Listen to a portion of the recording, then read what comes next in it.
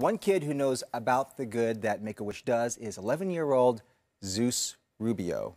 Is it 11?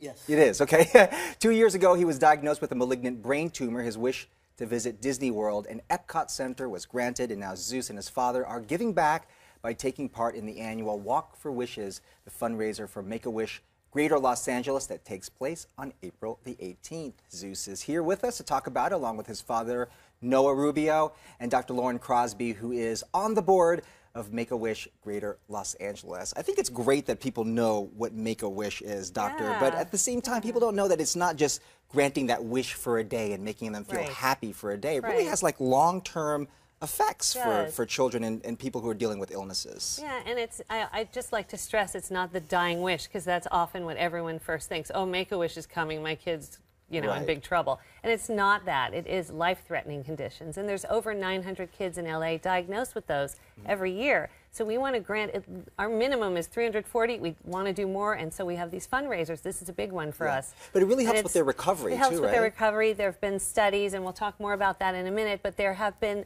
they did an impact study in 2011, Make-A-Wish did, and it interviewed everyone, the doctors, all the teams, and they all felt that the child's recovery was improved by something so wonderful and so positive. In fact, Noah, you can speak about that, because Zeus here, it was how many years ago that he was diagnosed with this tumor? Back in 2007. 2007, he had the surgery in 2009. After years and years of keeping an eye on it, we had to observe it to make sure it didn't grow, because there's no such thing as small brain surgery. It's very in-depth, very intense, so they want to just monitor it. So it eventually doubled in size, and I had to make a call and get it taken out. So that's one of the biggest decisions I had to make. And now, 5 years later, same thing. Every 6 months, we would go back, I check on any growth of the tumor, and so far it hasn't grown back. And that's one of the things about the brain tumor. You can't just scoop it all out because of the location of it. You have to take as much of it out without taking the brain out.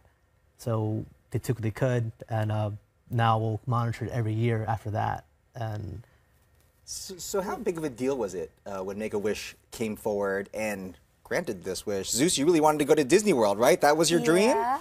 How was it? How was it? It was super exciting, and I had a lot of fun. You had a lot of fun. Very cool. And how was it, Noah, to see him go through this, and how did it impact his recovery? Well, it was surreal. It was kind of hard to be happy at the same time because of the circumstances that he was going there.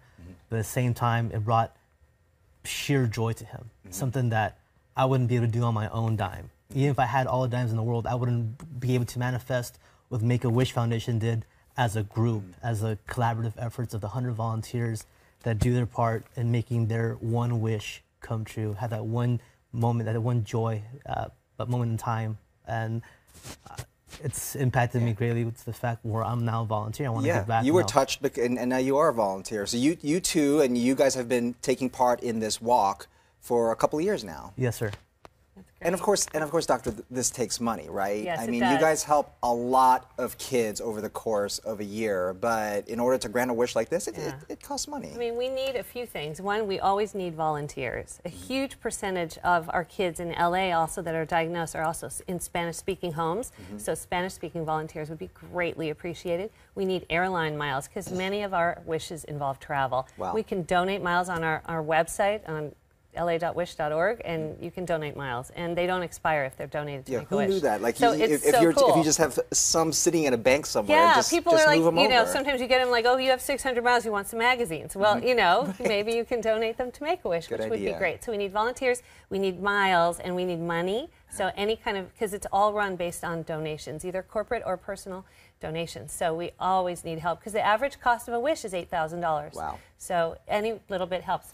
I would love for Noah to just talk a little bit about he has a theory about how it helps and heals, his happy heart. Can you? Yes, definitely.